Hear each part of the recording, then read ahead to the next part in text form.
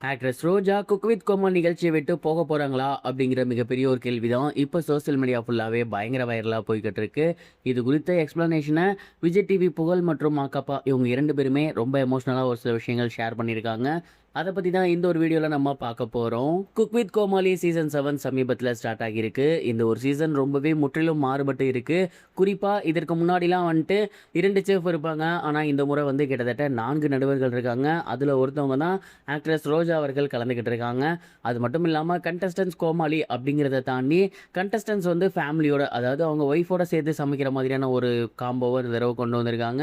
And கோமாளியாக பார்த்தீங்கன்னா watermelon ஸ்டார்லாம் கூட வந்து ஆட் ஆகியிருந்தார். அண்ட் இந்த ஒரு ஷோ ரொம்பவே நல்லபடியாக மக்கள் மத்தியில் ரீச் ஆகும்னு நினச்சிக்கிட்டு இருந்த நேரத்தில் ஷோ ஸ்டார்ட் ஆகியிருந்த 2 வாரத்தில் ஒரு பிரச்சனை உருவாகியிருக்கு.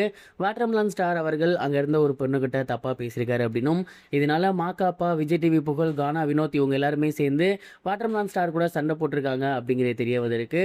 அண்ட் இதனால் வாட்டர்மெலன் ஸ்டார் அவர்கள் சமீபத்தில் போலீஸ் ஸ்டேஷனில் போய் கம்ப்ளைண்ட் கொடுத்துருந்தாரு.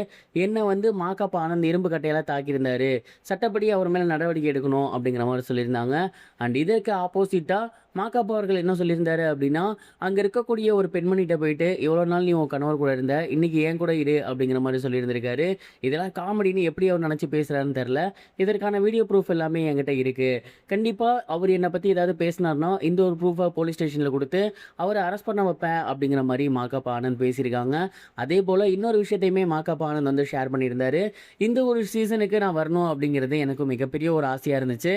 சேனல்கிட்ட கேட்டு தான் இந்த ஒரு சீசனுக்கே நான் வந்திருந்தேன். அது மட்டும் இல்லாமல் குக் வித் கோமாளியில் மிகப்பெரிய ஆக்ட்ரஸ் மற்றும் பொலிட்டீஷியனான ஆக்ட்ரஸ் ரோஜா அவர்கள்லாம் வந்திருக்காங்க. அவங்களாம் மிகப்பெரிய ஒரு ஆக்ட்ரஸ். அவங்களோட ஷெட்யூல் கிடைக்கிறது அப்படிங்கிறது மிகப்பெரிய விஷயம். ஏன்னா இப்போ அவங்க அரசியலில் வேற இருந்து வந்துட்டு இருக்காங்க.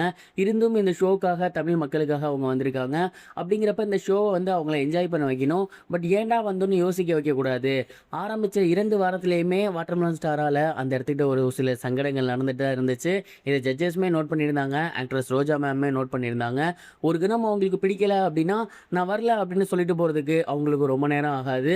அவ்வளோ பெரிய ஒரு ஆக்ட்ரஸ், பொலிட்டீஷியன் நமக்காக வந்திருக்காங்க அப்படிங்கிறப்ப அவங்கள நல்லபடியாக ட்ரீட் பண்ணுறது தான் நம்மளோட விஷயம்.